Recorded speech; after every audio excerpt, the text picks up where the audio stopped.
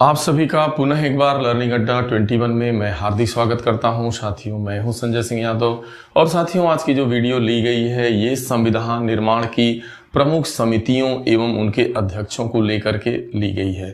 जैसा कि आप जानते हैं, कोई भी प्रतियोगी परीक्षा हो जहां भारतीय राज्य व्यवस्था की बात आती है तो भारतीय राज्य व्यवस्था के अंतर्गत प्रमुख समितियों को लेकर के एक नंबर का क्वेश्चन बनता ही बनता है।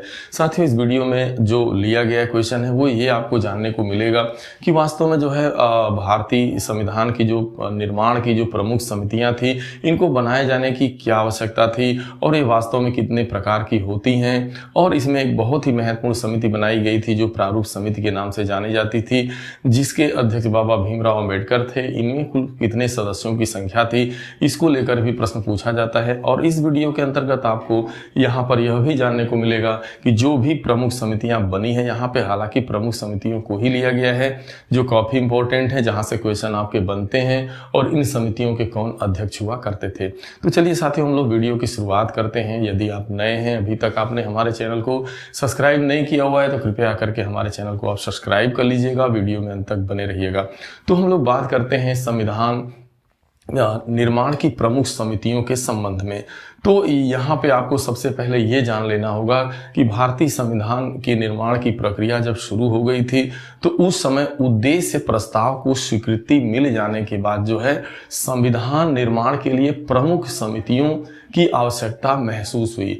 और वहां पे जाकर के यानी उद्देश्य प्रस्ताव को स्वीकृति मिलने के बाद जो है भारतीय संविधान में प्रमुख निर्माण समितियों यानी प्रमुख जो है समितियों का गठन किया गया। और ये जो समितियों का जो निर्माण किया जाता है ये दो प्रकार की होती हैं।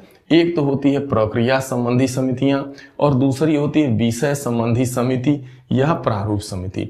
आखिरकार जो है प्रक्रिया संबंधी समितियों को बनाए जाने का क्या कारण था? तो जो प्रक्रिया संबंधी समिति जो बनाई गई थी उसका मेन यही काम था कि प्रक्रिया समितियां संविधान निर्माण की प्रक्रिया के प्रश्नों को हल करने के लिए गठित की गई थी।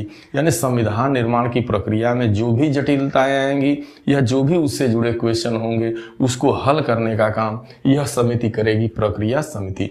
आगे जो समिति थी विषय संबंधित समितियां, आखिरकार इसको बनाए जाने की क्या आवश्यकता थी?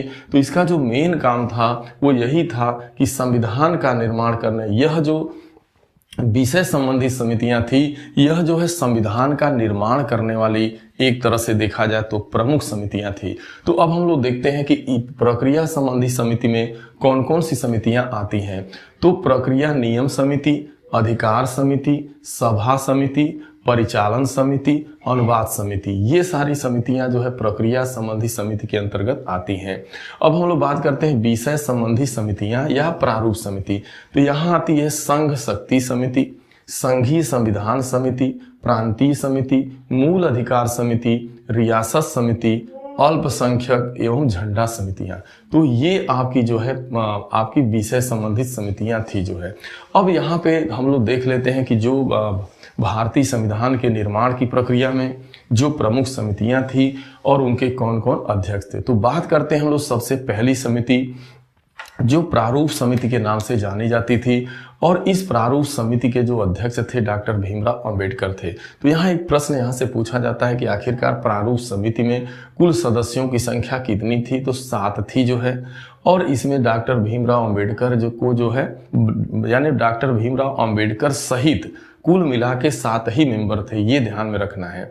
अब डॉक्टर भीमराव अंबेडकर इसके अध्यक्ष थे। इसके बाद एन गोपाल स्वामी आयंगर यानी एन गोपाल स्वामी आयंगर इसके जो है आपके सदस्य थे।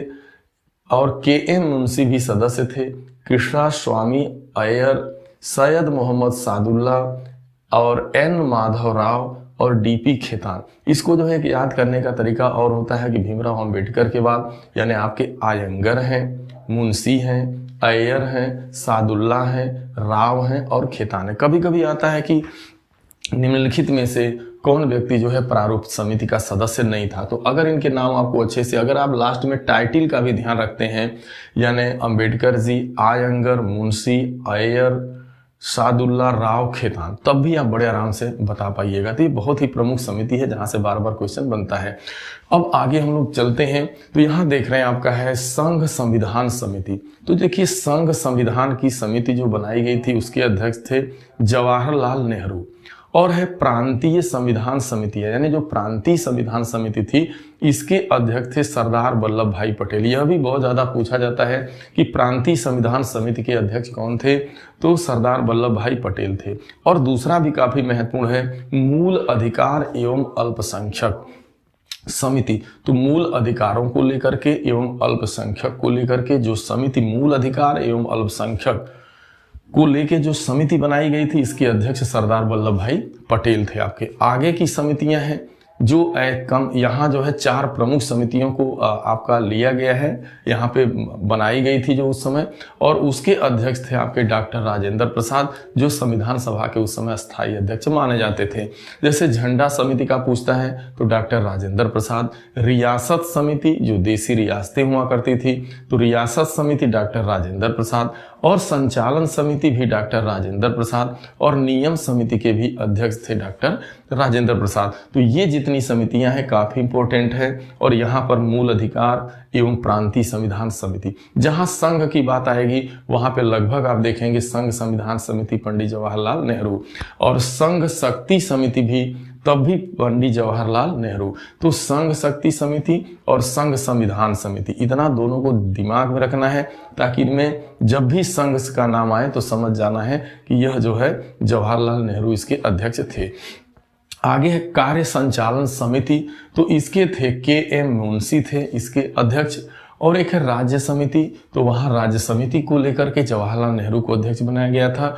और एक है आपका संविधान सभा की कार्यकारिणी समिति, तो संविधान सभा की जो कार्यकारिणी समिति थी उसके अध्यक्ष थे जी.वी. मावलंकर। हालांकि आपको 4 ये और आपकी एक ये वाली, ये 4 हो आपकी, और एक ये संघ शक्ति समिति, और खास करके जो है इसके बाद प्रारूप और आपका संघ संविधान समिति, प्रांतीय और मूल अधिकार, 1 2 3 4 4 4 8 1 9, मतलब ये 9-10 समितियां इतनी प्रमुख हैं कि यहाँ से क्वेश्चन 1 नंबर का आपका बनता ही बनता है। तो आप इसे जब भी प्रतियोगी परीक्षाओं में जाएं तो इसे आपको इस वीडियो को जरूर देख लें, ताकि यहाँ से जब भी क्वेश्चन बने तो आपके पास कोई जो है गलती आपसे ना हो पाए। साथियों ये वीडियो आपको कैसा लगा अपना कमेंट जरूर दीजिएगा।